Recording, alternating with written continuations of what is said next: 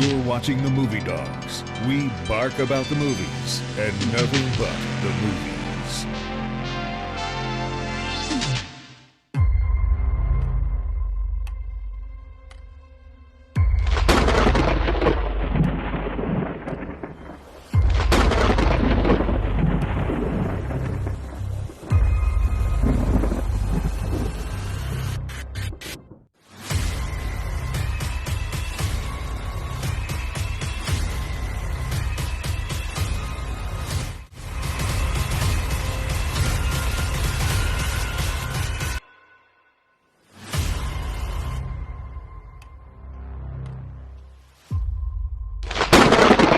Welcome to the doghouse.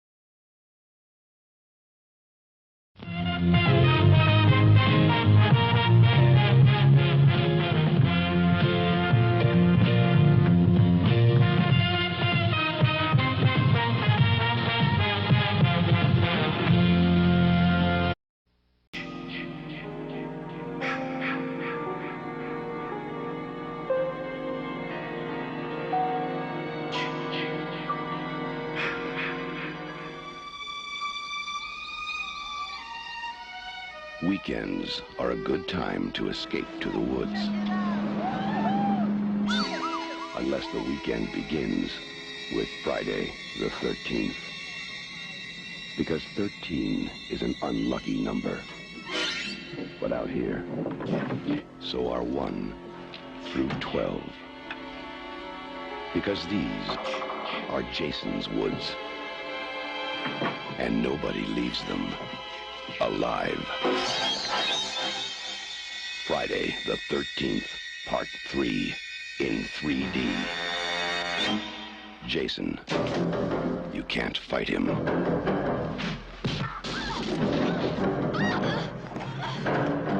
You can't stop him. And now, you can't even keep him on the screen. Friday the 13th, Part 3, in 3D. Now, when it comes to killing in Jason's woods, Jason will come to you. Friday the 13th, Part 3, in 3D. A new dimension in terror. It will scare you.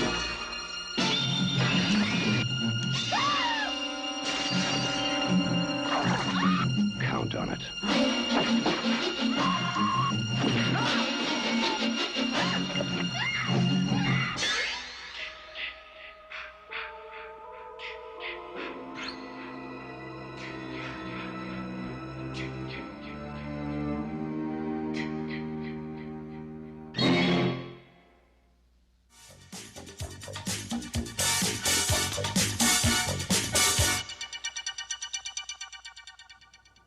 And welcome, ladies and gentlemen, to the Movie Dawgs Show, the horror edition. I am joined by River Monster Comics, very own Joshua Church. Joshua, thank you again for coming on the show. Hey, man, no problem. Always happy to be here. Well, we're going to talk about my favorite Friday the 13th film. And I don't know what everybody, in recent years, people have really kind of been bashing this film, even more so than Siskel and Ebert did back when it came out, almost 40 years ago. But Friday the 13th Part 3 in 3D came out in, like, I think, 82? Yeah, 82. Directed by Steve Miner, who directed Part 2. I think he's the only guy still to be able to direct back-to-back Friday the 13th films. The only one, I think, directed multiple Friday the 13th films. Yeah, you're right. And he worked on the first one he was an assistant or something, associate producer for Sean S. Cunningham. Right. Yeah. But for me, it's got personal feelings for me and personal memories because I watched it. It's the first Friday the 13th movie I saw. And I saw it on TV. I was on Channel 44, which was based out in Tampa, Florida. And they had this week called Brute Force Week. It was a bunch of action films. And Friday the 13th happened to fall at the end of that week in Part 3. This was its actual television network debut, or whatever you want to call it. And I watched it with my mom and my brother Sean. And I can remember, sadly, both of them are not here anymore, but I have that memory of that night of us just, the adrenaline, us, going, oh, no, don't run in there, or, being excited, because I've just looked at the Friday the 13th VHS boxes in passing all the time in the video stores. And, that's cool. And just staring at them and thinking, I need to watch this, but it's like, I shouldn't watch this. And it's like, you get that feeling like, I know it's ascending, but I really want to do it. And, it's like that little cigarette, you're a former smoker, you look at that cigarette, you're like, I want that cigarette, but I know I shouldn't, You're like, this is going to be bad for me, but yeah. I really want it. But it's the milestone movie, though. It is the movie where we were introduced to the iconic imagery of the hockey mask. Absolutely. And foreshadowing. Prankster extraordinary gives us the mask. Yeah. It changes the landscape before. And has his voice just ripped right out of him, so. Yeah, absolutely. But again, the thing for me also is that I think it's my necessity for brunettes. It was because of the character Diana Kennel, who played the character Chris. She's my favorite final girl in Friday the 13th. Yeah, she was adorable. I thought she did a really good job. Oh yeah, and she was beautiful. I not knocking anybody, or when it comes to Adrienne King, who I've actually spoken with, is a wonderful human being. And, sweetheart, yeah. Yeah, and when it comes to everybody else, Amy Steele or anybody else, I'm not knocking them, but just for me, I think it's because of her. I've only dated brunettes. I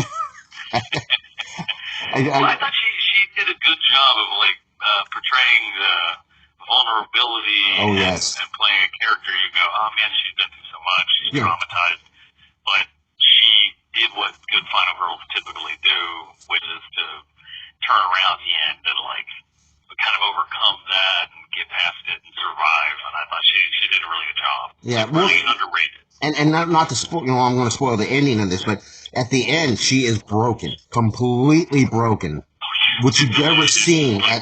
You don't see it then, you didn't see it now. See, that's the only movie I saw where the lead, the final girl, the survivor is completely just shattered mentally. Where she's taken off in the police car. She is just gone. Yeah, no, it's like usually they're like, oh, she left and it's triumphant, or it's like I did it.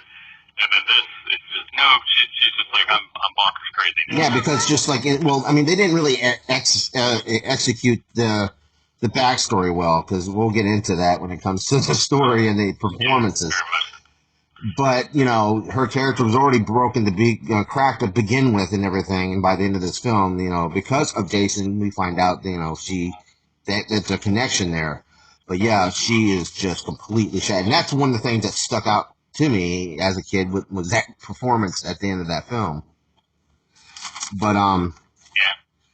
I When I first saw it, I saw it at I think it was like a double feature 3D viewing. I can't remember if it was a drive-through or a regular theater, but they were playing Jaws 3D. oh, And so like the first time I got to actually watch it was in 3D. Which some of the shots are very like, oh, this is gimmicky to make it sell the 3D, but some of them were really well done, I thought. It definitely was very effective with an audience. yeah. And it's still watching it like now. I have the 3D Blu-ray, and I always just go, hey, I'm gonna watch it 3D. Yeah, that's what I do. I mean, my family hates it, but I love it, so I'm always gonna do it. well, I mean, and the company that they had gotten to do this was just you know, they awarded the company like 1.1 million or something like that to make the prototype lens, because this was a new type of technology or something like that that they were developing for 3D, because the glasses originally were just like a grayish hue, you know, kind of almost close to what we have for real 3D. Yeah, the newer 3D glasses. Yeah, and this was a kind of a thing. I mean, this came out on August 13th, 1982, and it actually dethroned E.T. off the box office, at the top of the box office that year. And because E.T. had been the king of the box office for like most of the year, and also ended up being the second highest grossing horror film of that year, just behind Poltergeist. So, hard competition there. Yeah, I mean, that 82 was the Steven Spielberg year, because he produced Poltergeist and directed E.T. That's right. The king. Yeah. This was actually supposed to be the finale, too, because they were just going to end it off as a trilogy, which, of course, we know money talks, bullshit walks, you know. But, I mean, again, for me, this was, as I said, you know, it has special memory for me, but, I mean, the plot was just basic. The character Chris and her friends go to her parents' you know, after a traumatic experience the year before. Yeah, I'm going to go back to where, you know, it all, you know, mentally break me down to go to the same lake house. But I have to say though, people, I don't think people ever noticed, like, you know, because this is back to back from part 2, and it's like the very next day. Yeah. And so, you know, as the guy who played Shelley, you know, he jokingly says it's called actually Saturday the 14th, but we ain't gonna tell nobody. Yeah, exactly, because it does it the next day. Yeah. So, well, you know, But he's having a birthday weekend. Yeah. You know, Jason is celebrating for a little while. Yeah. It's a hangover birthday, you know? Pretty much. He's like, I didn't get enough done yesterday. Yeah, you know, those hedges look a little off. You know what? What? Oh, I took a couple of heads off at the same time. You know what? You know, that's, you know, casualties of war, folks. Got some good numbers up. I mean, the budget, I mean, Paramount really, because the budget of this film, Paramount really was trying to push this film, $2.2 million for this film. Wow. That's like 3 Friday the 13th films together. Yeah, that's of the really original film. Unprecedented for the series, really. Yeah, I think it's probably the highest. I don't know about now, today's inflation, but that's a lot of money for a horror film back in them days. Yeah. Because you got. Well, I mean, I can understand, like, man, if we can push this and push the 3D, then maybe we'll, Yeah. I can understand it, but that's a lot, yeah. Yeah. I mean, but it ended up, you know, making $36.7 million, so it made its money. Yeah, I was about to say, it was profitable, that's for sure. That's how we got 4. But, and Henry Manfredini came back, and this time he was joined by Michael Zeider when it came to the disco theme. That's another thing that people remember this film by, is the opening, you know, music. The disco that theme, boom, boom, boom, boom, boom, boom, boom, boom. And I remember watching this when I was a kid. And I'm thinking, I like this song. I really, I'm like bopping my head as a kid and everything. And the funny thing is, it ended up becoming very popular in discos and gay bars, gay clubs. Became very popular. And I'm thinking, this Henry Mancini just, he just struck gold. And this guy's got best horror fans. The gay community at the time and discos. I mean, the man just knocked a home run and didn't even know it. Oh man, it's funny that you have that and you have Friday or Nightmare on Elm Street too. Oh yeah. Both like hitting that sweet spot of going. Well, we have fans who are not straight. Let's like give them a little bit of love. But I mean, again, this film, the performances. One of the actors, I think she was the one actress who Shelley had a crush on, I believe. And I think he. Oh yeah. I think she. The girl they picked up. Yeah. Well, I think that she was Tracy Sabat, I think was her name. That, or she was the one that was the pregnant character. Which another thing kind of shocks people, that she mentioned she's pregnant and then Jason still kills her, even though she doesn't show. But she was saying, like, when it comes to I'm paraphrasing here. But when it comes to the performances, Steve Weiner was pretty much like, it doesn't matter, because they're trying to worry about the damn 3D shots. You don't have any depth of character. You don't really care too much. Maybe Shelley, you give a little bit of care for, and even the bikers, though, I would say this: the bikers in the film were more likable than most of the cast.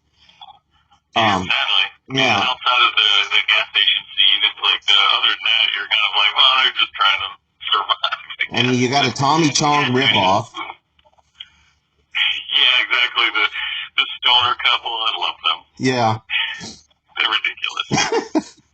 But the fact that she got stabbed through and smoke rose up and everything, it was just like so many little nods of like, she went up in smoke. Exactly. And some of the shots obviously were blatant when it comes to the 3D, as you said, like the popcorn and the yo-yo and the juggling and stuff. And the kid with the bat in the street. Exactly. As a matter of fact, I've got that shot on, because, while I'm at it, since we're about 13 minutes into the film, this episode's in 3D, folks, if I haven't mentioned that. So if you see the logo or the icon of the Jason mask in 3D, time to put your glasses on if you haven't. I'll probably rework that in editing, so we'll worry about that later. But again, I appreciate you for putting the glasses in your store too, man. Hey, no problem. Happy to do it, man. Oh man, well, they were a pain in the ass to make. I can understand. Not easy. But this was Paramount Pictures' first 3D since 1954. It was a movie called Jabaro. I mean, honestly, because the 3D thing, there was a small pocket in the 80s where 3D did come back. Yeah. But the problem was a lot of the movies were critically panned, and they didn't make a lot of money. I don't know how much Jaws 3 made, but this one was, I think, probably the most popular and the most successful out of them. But the fad was... for sure, definitely the most well-loved out of the ones that, I can think of. There was A Man That Wasn't There. There was Jaws 3D, Amityville 3D, this. Oh, yeah. So, I can't remember if there's any other movies that came out theatrically in 3D at the time. But I was, when it came down to it, it was called Sirius 2 Corporation that were, brought in to make the special lens. And they were, there was a lot of, problems with it. One company, I can't remember the name of it, I can't find it here in my notes, but they were going to sue Paramount for trying to monopolizing the way you watch a 3D film. They paid, there was a lot of money too that they were suing for, and of course they ended up making an agreement where, all right, you can use our equipment, you do your thing, you make your lens, and so everybody, and they get credit for using the the technology. So I mean, it all came out easy at the end, but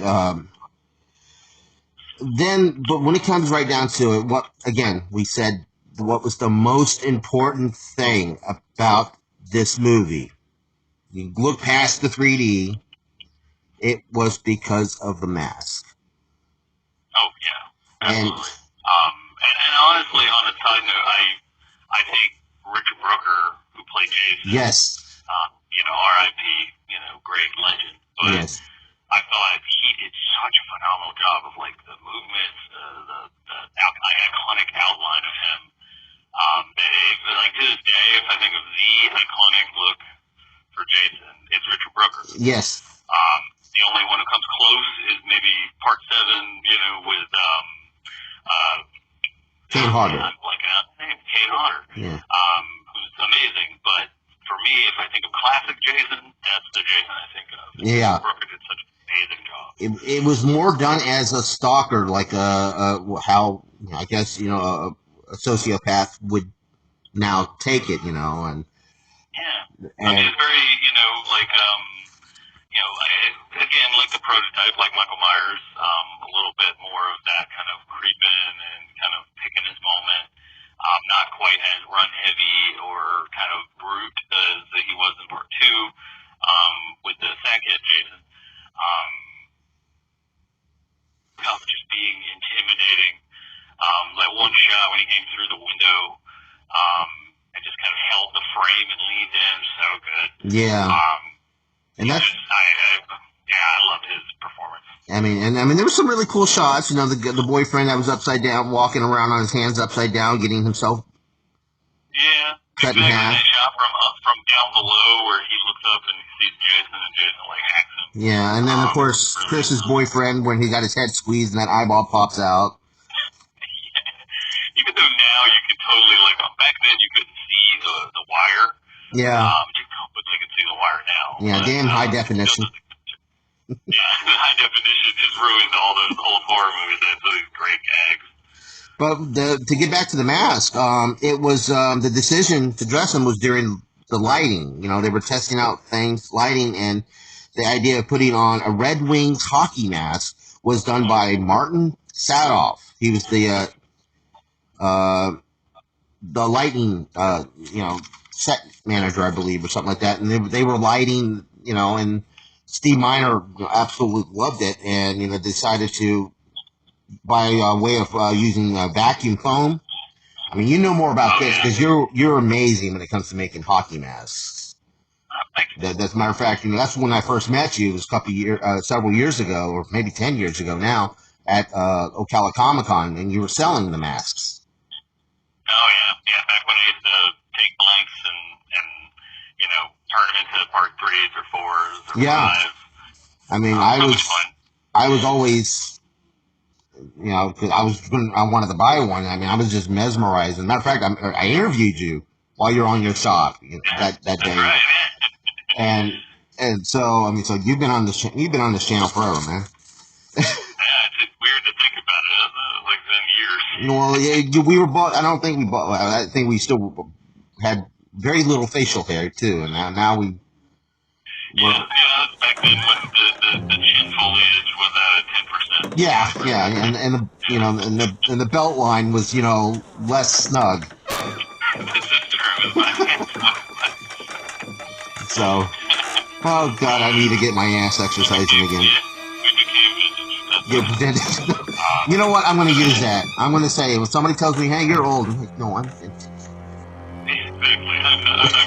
I'm more valuable now. You're more valuable once that Social Security kicks in and everything, and we'll see how valuable we are, buddy.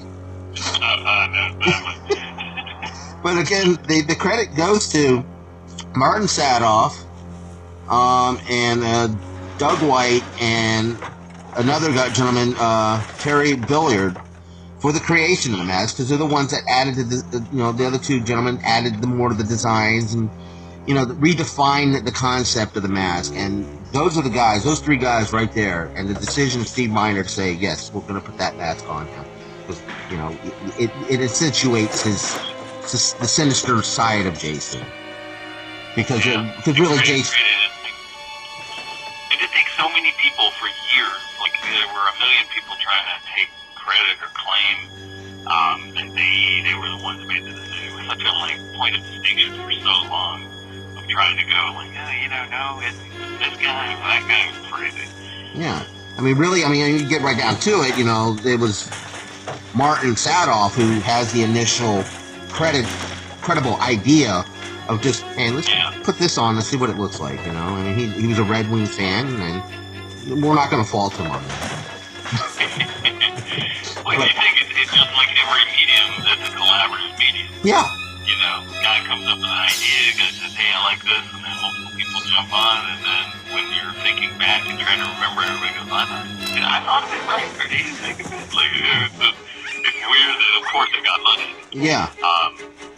But like the Shatner mask. I love the evolution of the masks or the movie. Yeah. But, as somebody who's had to stare at those masks to try to replicate every little nicking scratch, the thing that I love about old horror movies and the mask community that's sprouted up around it is how much we chase all that stuff and how much when they were making it, could not have cared about that at all. Exactly. Just going, yeah, whatever, that's good.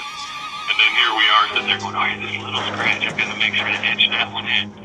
And it probably just happened by accident in the barn while they were setting up for shot. Exactly. It's just one of those. It's like the Shatner mask in Halloween. That was one of Obviously, Wallace's eye cuts that we have to try to replicate. Oh, those eye cuts are different. I do that with my Michael Myers mask too, because there's some days where when I notice that I can't, my peripheral vision is really off, and I've got to be very careful because I don't want it to because mine was a custom made. And I got to make sure that those eyes don't look clean. Oh yeah, it's true. I have a template at home that I've saved that is exactly the hero eye cuts for part 1, and it's so hard to replicate. You have to sketch it out and draw it exactly and cut it out exactly. Because mine's the same thing for the axe wound from part 4 and Jason's mask. All of that, but it's funny to me how much that's just chaotic. Because when I saw your costume that you did, because you dressed as Jason from part 6, which, by the way, was and I'm not just blowing smoke up your ass or being biased, was possibly the best version or the best fan-made costume I had ever seen of that era of Jason. Thank you, man. I appreciate that. And I've done it for years. It's probably my 4th or 5th Jason costume, but it's definitely the one I think I got most of the details right. And I was saying that because I wasn't even, because when we bumped into each other that Halloween out there in Dunnellon. When you were Myers and I was and I gotta look to see if I still have that picture. But oh god, I couldn't wear my glasses or anything, and God, I swear that was a hot Halloween. I hope this Halloween is not this hot. I'd love for it. I have a cool one. And this time I'm going to shave myself bald, head and face and everything to wear that damn mask. But it's hot in there, man. I know mine is 3 or 4 layers. Oh, I know, and you had a headpiece too on top of your mask.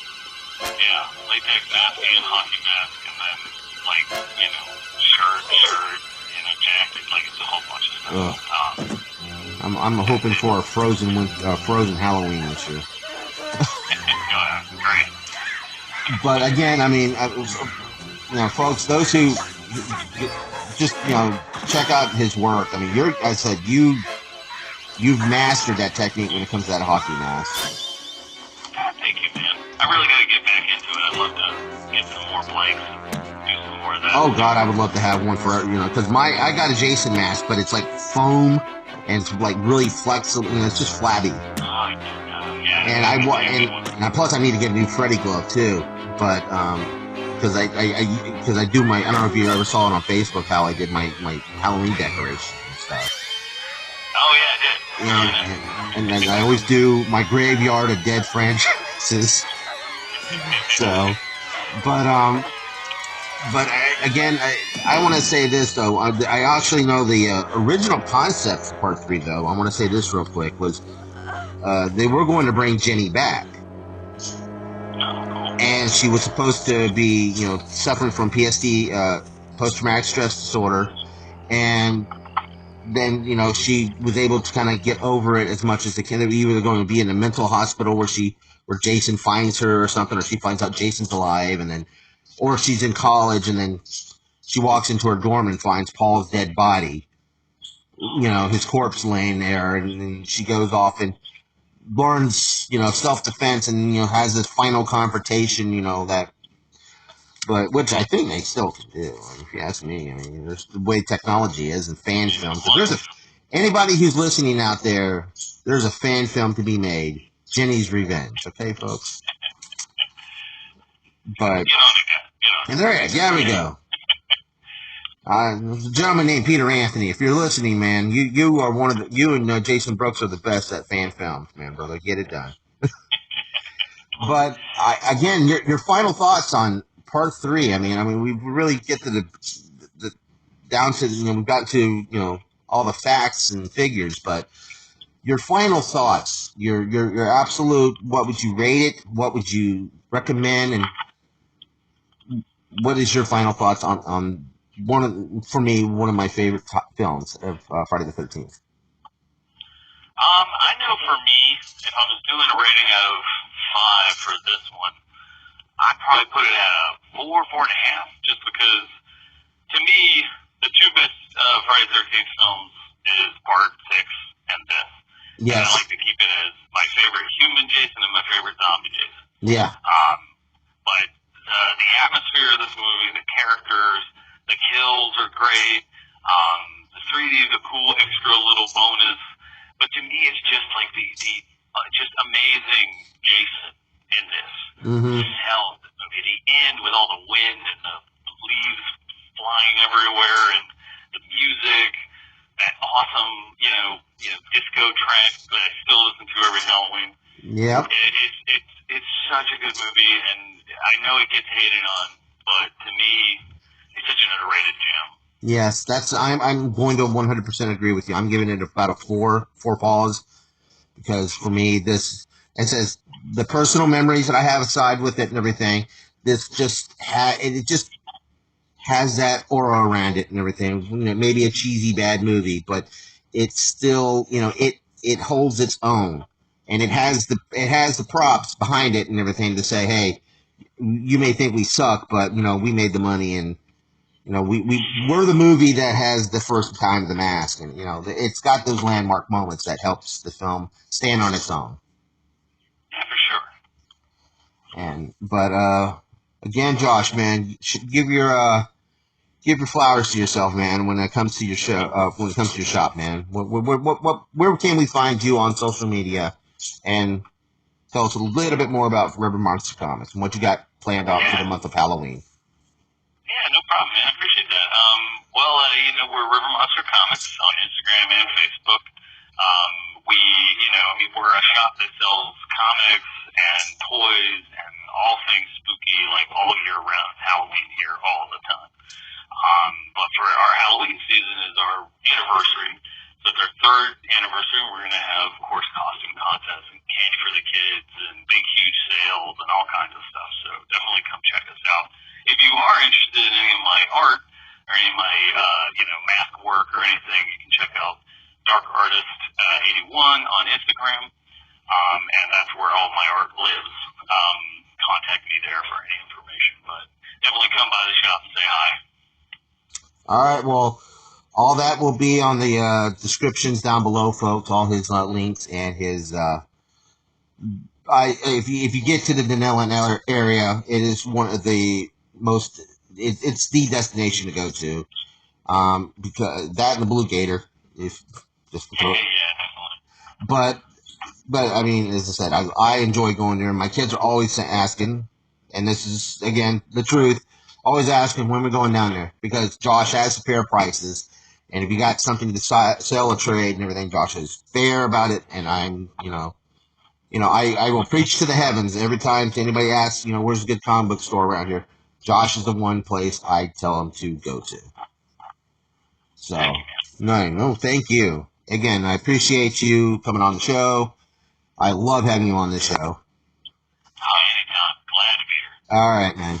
Well, folks, that is all the time we have for this edition of the Movie Dawgs Show, the horror edition.